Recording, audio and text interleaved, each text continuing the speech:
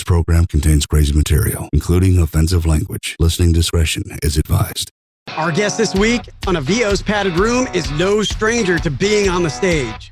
Our guest has over 30 years of experience in customer service and has the ability to create hundreds of different character voices that he set free from his mind. Specializing in animation, corporate narration, and commercial spots for radio and television. Our guest has the ability to wear many hats in the voiceover industry. It's time to get crazy in Avos Padded Room because Richard Durrington is locked in and strapped up. Richard, how's it going? It's awesome. Thanks for the wonderful intro. Woo. Yes, every once in a while, all those people between my ears want to come out and talk. Don't you enjoy that? Don't you enjoy being able to set them free, so to speak? Oh, I love it. I even used it when I was doing training at a call center for stuff. I got to use a lot of voices, and people enjoyed being in my classroom. I even had one class I always asked at the end what they liked and could change. We didn't get enough voices. Oh, what are you talking about? What classes are you talking about here? Let me know. Yeah. I used to train fraud and stuff for a credit card company. Oh, okay. Okay, so when you had some really bad people on the other end, did you just try to mess with them a little bit? We had a couple of calls, people trying to take other folks' stuff. My favorite one was about 3 months before the second one. The first one was, he said his name was Daryl Hughes, Hughes, Hughes. Hughes. Okay, better than that was his brother that called about 3 months later, and his name was Marcus Hughes. I thought it might have been huge ass, but it was Hughes. Okay. Hughes. Instead of Hughes, I got you. Yeah. Hughes. Yeah. Yeah. I'm glad they could read. Reading is vital in today's society. I don't think they were familiar with the pronunciation of Hughes. It made it real easy to spot a fraudster. Being in the padded room, you go crazy, you go all over the place. But I want to take you back to when you were in high school. Yes. And you discovered your love for acting. Yeah, it was, I started discovering it when I was in speech class. The speech teacher, it was a lot of fun. That's where I came up with, she had us give us an assignment where you had to go get a children's book, either one of your siblings or go buy one. They weren't a whole lot of money back then. And then you had to put different characters to all the different voices to all the characters in the book. And I went, what a great way. I'm going to remember this when I have kids. And yes, that's the only way they were read to. So I enjoyed speech, and I thought, well, I'll go to there was only the one speech class, and this was as a sophomore. And then as a junior, I went, well, still something to do with speech, I guess, debate. I'll give it a try. Oh, after about 2 weeks, I said, oh, hell no. Debate, it's like you got to be on your toes. And it's, it's different between like memorizing a script for a play as opposed to if it's not in your head, debating, you're done. Yeah. You're not, it just wasn't the thing for me. Well, as it turns out, the speech teacher and the drama coach were married to each other and literally across the hall. If both of their doors were open, you walked a straight line from one room to the other across the hallway. They made it that way on purpose. To put them down the far end of the hall. Yeah. But she literally took my hand, walked me across the hall over to the drama instructor and said, I'm transferring him to your class. And now, were you a junior at that time? Yes, I was a junior in high school. So I'd never done any drama, and it was something that I guess these voices and whatever else and picking up people's accents and different things just kind of came naturally. It wasn't super hard, but then I learned all the little idiosyncrasies and improv and all that stuff that's really helped a lot. So as a senior, I did a play a month, plus I was working. Wow. But in your school, they weren't doing one play a month. No, I was doing community theater and theater at the school, and I was in a play in because I did my tryout. I believe it was in January for the scholarship that I received from Boise State University. 600 people tried out, and they gave out 5 scholarships, and I was fortunate enough to get one. Because going there, I met my wife of 45 years. So that's congratulations on that, by the way. Yeah, we've been married. Sometimes it arrives, but she keeps me around for the entertainment value, and that's pretty much it. Hey, talk about this. What is a scholarship, right? So pretty much, you went up against how many people? 600. 600. And what was the key? Because they only selected like 5, correct? Yeah, there was only 5 of them, correct. I did a Shakespeare bit that was a comedy, and then a real serious part, and I do not remember. It was taken out of a play, and I can't remember, but I was an old German guy. Can you give me a little bit of a sample of that real quick? Of the Germans. So when we were doing the war, things were very, very rough for us. We had lots of struggles, but we made it through. So, oh, that's beautiful, man. I could see you in Wolfenstein, the video game. That would be awesome. I got Big Jim in the house, too. Big Jim, what's going on, buddy? Good to see you. Ja, schlagen, no. Hello. Long time. The Shakespeare part was just a fun, crazy thing. And believe it or not, I lost my place in one of the auditions. You had to go through stages, and then, okay, you passed this one, now you move on to another one. And one of them, I lost my place, and I was ad-libbing Shakespeare, and they didn't know, and I still got moved on. Now, and that takes time sometimes to develop those skills. It's just something that came natural to you, huh? Well, it was apparently the speech teacher noticed that, yeah, you need to be over here. This is not your place. So it was one of those things where it just kind of felt like that's what I needed to be doing. And good Lord, I was in a lot of, like I said, I was in a play in January, February, March, April, and May of my senior year. And we graduated in May. So, I mean, I was always rehearsing 2 at once, learning, and I am horrible at learning lines. Even today, I've got one that we're working on that we entertain seniors, that I still do it. I still enjoy it. It's a lot of fun. I've been in all kinds of different things, from Shakespeare to melodramas, comedies, musicals. Thank God they don't have me sing a lot, but that's okay. You talk about memorizing lines, and in certain cases, when you are voicing a script, sometimes it's better to have the lines memorized than just reading from the script all the time. What's your thoughts on that?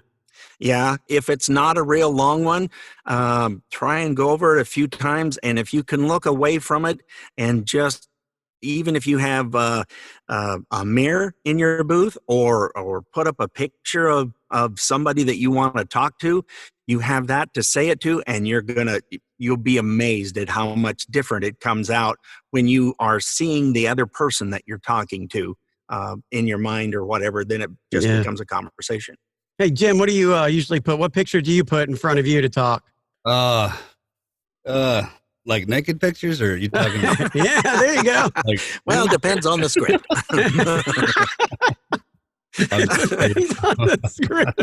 Okay, and we're talking about women, right? You went to college, but you met your wife in high school, right? Well, she was. No, I'm just kidding. All right, enough is enough. Now, okay, we're talking about auditions and stuff, right? Yeah, but I'm gonna swing over Richard to college, his college years, because you just mentioned women, right? So college, that's where you meet a lot of them. So, but you were already with your wife, right? You met her in high school. No, I met her in college. Oh, you met her in college. Okay, yep, correct. Met her in college. She was. I met her at a party that her then boyfriend's brother was having, who was in theater, and I just was visiting with her, and I really enjoyed the visit. I said, someday, after a few too many pops, said, someday I'd like to marry somebody just like you. Well, guess what I did? You stole the girl.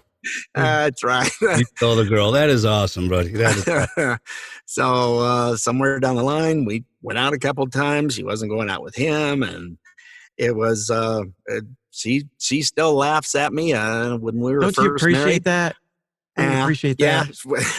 Yeah. There's nobody in the house to entertain us but us. Yeah. When we were first married, I used to read her the funnies with different voices to the characters that were in the funny papers on Sunday. That's cool. That's awesome. That's awesome. I told my wife, I said, I appreciate the fact that you laugh at all my jokes still. I was like, man, and you might be the only one. I don't know. She will roll her eyes. If she doesn't laugh, I will. I mean, somebody has to. So in college, you got further education. How did you improve on your acting chops? It was a lot more taking the classes and understanding some of the theories. And then there was also time that was spent doing improv, which we did a little in high school, but not much. But I think improv helps anybody out in any section of life, whether if you're a salesman or if you're in charge of people and you're having a talk, people are going to bring something up and you've got to be able to respond. So I think improv is a really, really big thing, especially if you're doing animation and you get a script. They often don't say what they want you to do. I mean, one of the funnest ones I've done recently was I got to be a roll of toilet paper. Were you a roll of toilet paper on the toilet paper roll, or were you about to be used as wipe? No, I was kind of like a spokesman for the other toilet paper, trying to save my fellow rolls, if you will. And all I was given was, hey, just have fun with it. Okay, and nothing. He said, I can kind of see him, on a stage doing something. So it's like, well, I'll figure out something. I looked at it, and for whatever reason, after reading the script and seeing in my mind what this guy looked like, he was kind of a Bronx-ish type Eastern guy that's, hey, what's with all the toilet paper under the sink? What the? Hey, get off of me.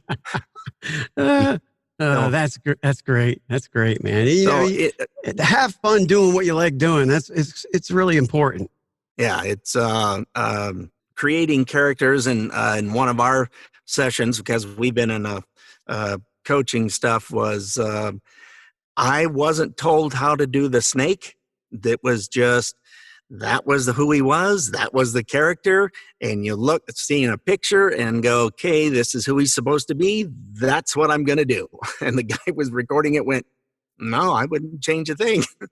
The main thing, though, if you're going to do a character of any sort, my biggest pet peeve is rolling in and out of the character. Ugh. If you're going to do a character, stay with the character. That's what it is. And most of my character parts and things that I've done, like Scrooge and any of the others, is he has to have a voice. And when I get a voice, the rest of the body follows. Now, there's some that are, there was somebody in Hollywood, I don't remember who it was, but they had to get a walk. And that worked for them. I think it was John Travolta. Once they had a walk, everything else followed.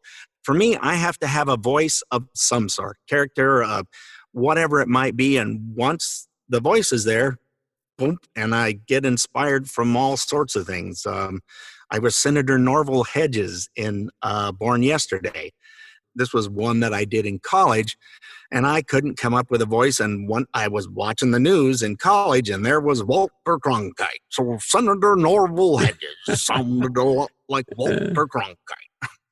So, well, the thing is, it's like you have these voices in your head, and you got to be consistent with them. So you have to practice them. It just doesn't, magically appear for a long period of time.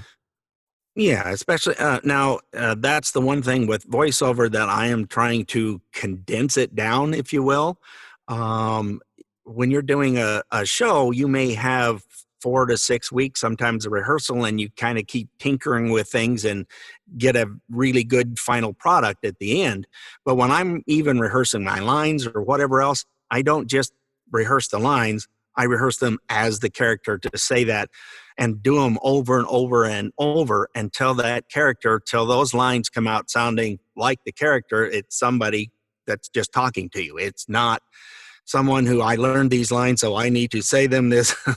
Right. I want them to come out as natural as anybody talking. So it does take quite a bit of time.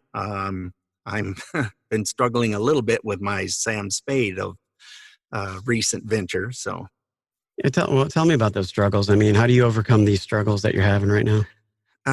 I always and have from the time I started doing theater back in the days of when you had a cassette player. Oh, yeah, I remember that. I would record all of my lines and cues on one side of a cassette. Then I would flip it over, and the other side would only have my cues. So I would say my cue, and then the tape would just keep going as I said the line to myself, so that I could go over it and over it. Once I've kind of got my lines and cues down, then I will switch over to just having just the cues, and there will be a blank spot. I do kind of the same thing today, only digitally. But when I'm struggling with it, I will keep working on it until there's something that's missing. That's not quite right. So I do record myself and then listen to it and go, man, that's not it. Kind of along the lines when I used to read children's stories, and I did that for 15 years going to elementary schools when my kids were growing up. My daughters would, okay, here's this character. Would they sound like this? They'd go, nah, how about this one? Yeah, that works. So they would tell me, that sounds familiar. You didn't have the same voice the next time you read that book. Yeah. You got told about it. They didn't sound that way the last time, Daddy. Critics at home too. So you have to work at them. You can't just go, okay, I want it to sound like this and just let it go. I think that's why improv is such a key element as far as improving your acting skills. Absolutely. Like say, for instance, somebody's new to the business of voiceover and they're looking to get involved in improv outside of just hanging out with their friends and acting goofy. Like where do you go? Now, me personally, I know in Savannah, they got a place over there. But since COVID struck, I mean, it's hard. You can't really do it. Yeah, there's been a little bit of, I got invited and I couldn't get to it, but there was an online voiceover improv. I don't really know how that worked. I would still like to take a shot at that. But hopefully when the COVID stuff gets done, a lot of your communities around the country have the junior colleges and that kind of thing. Those are a great place. Oftentimes they will have theater classes, improv. I know even in Boise, there's a gentleman that runs improv sessions and a gal that does. They are good, like we said earlier, not just for your acting and your voiceover, but for anything in life to help you be a better speaker, to help you better respond. And you have to learn to listen to the other individual. That's the same thing in acting. When you're on stage and somebody messes up, you better be paying attention because what they said isn't going to work for your next line. So you better be prepared. Yeah. And I think that's the thing. That's a real big problem. I mean, if you're thinking ahead to what your next line's going to be and you're not listening to the character next to you, you can slip up. I've had those moments at times when I was young in high school. I messed up a line big time in The Grapes of Wrath. And luckily, the guy that was opposite of me, he was really good, so he just bounced off, and I was just like, "Oh, I'm so glad that worked for him." But we had funny you mentioned that. I did. We had one night when we were doing Much Ado About Nothing, which was I think it might even have been the night of my 40th anniversary. My wife was out there, and I got to introduce her at the end of the show. Nice. But it was a night where it wasn't just one person messing up. There must have been something in the air. I don't know.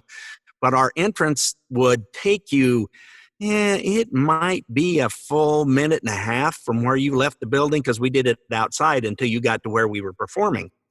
Okay. Well, I was doing stuff with the main character, and we were talking, and I would usually kind of start to turn, and I would see Beatrice coming. She was not there, and I have good enough peripheral vision. She hadn't even left the building yet, and I was done. So we're out there ad-libbing Shakespeare. He's a drama instructor, and the two of us were going up about it and talking about her and whatever, just like the characters would. The audience was laughing. They didn't have a clue in hell what was going on. And then when the actress that missed her entrance finally got there, turned to look at her, and her eyes were just huge. She was like, I'm so sorry. I didn't mean to be. So that's great. I missed an entrance earlier, so I guess it was paid back real quick.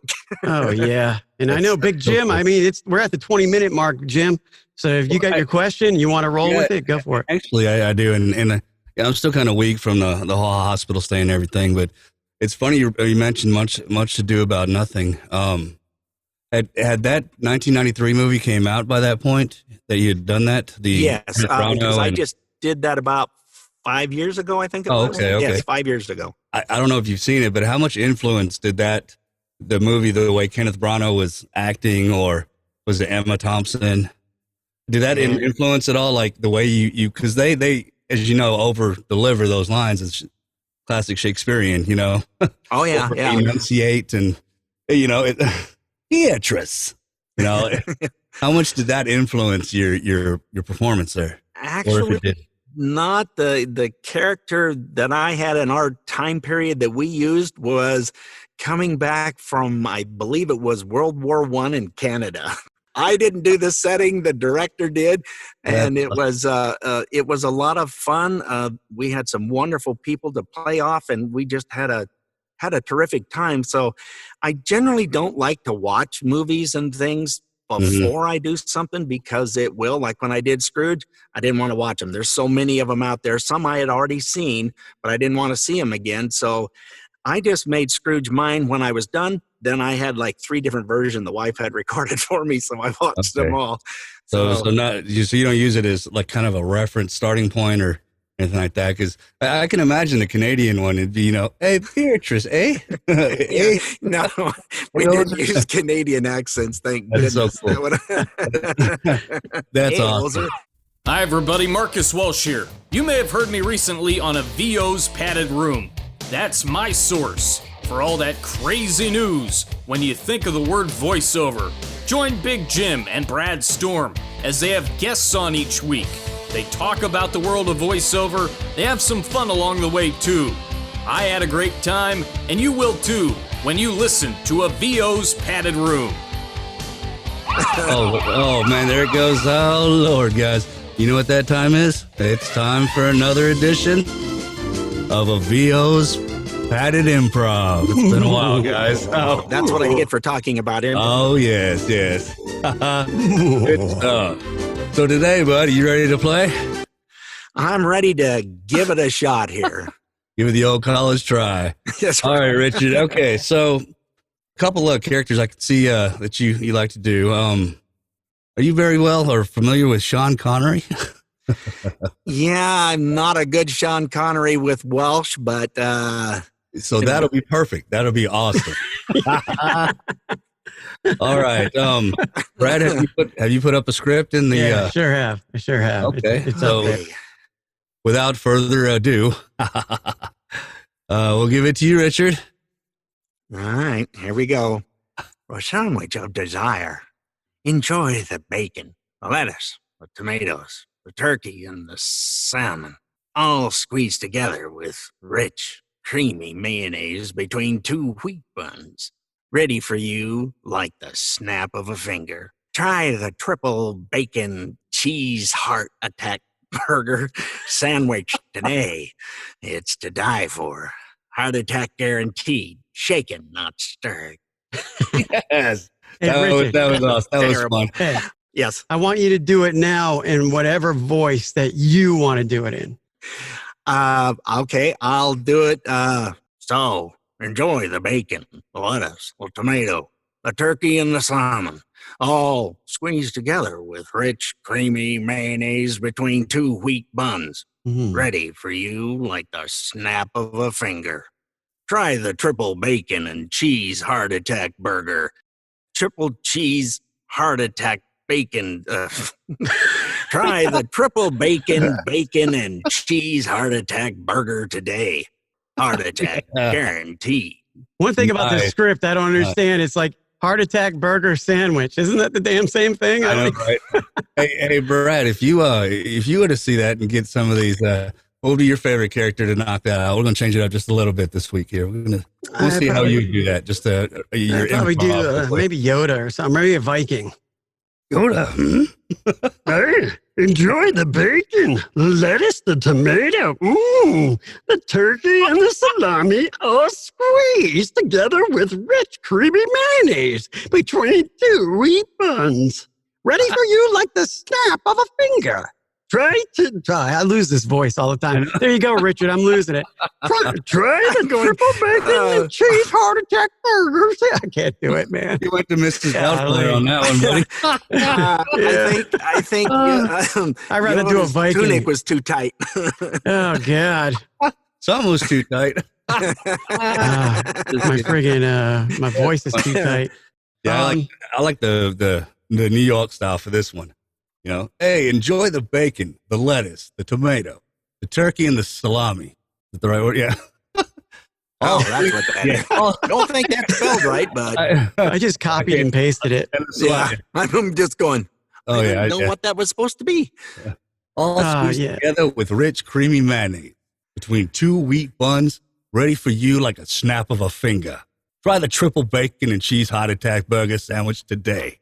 Man, you need to do it in a voice like Kermit. I mean, we need to get you doing one that it's a challenge. The frog. I'm Kermit the Frog. And Anyway, like Richard. Yoda ate Kermit. Hey, Richard, tell me what you got going on right now. It's Halloween's coming up around the corner. You landed a nice gig? Yeah, it's something that is kind of a passion project. I belong to a group. It's called Radio Days. And what our director does is she takes old radio shows from the 30s and 40s and then turns them takes the actual scripts. We do them. Last year we did an Inner Sanctum thing, was The Voice on the Wire. And I really enjoyed that show. But she will take these 30-minute shows and then you have the lines and then we act them out. We have a tiny little set that we can take to the different senior centers. This year we can't, unfortunately, so we're going to do some Zoom sessions and do it that way for them. Okay. We're going to they can't get out. They're not doing anything. Pretty much the senior centers are almost all in lockdown.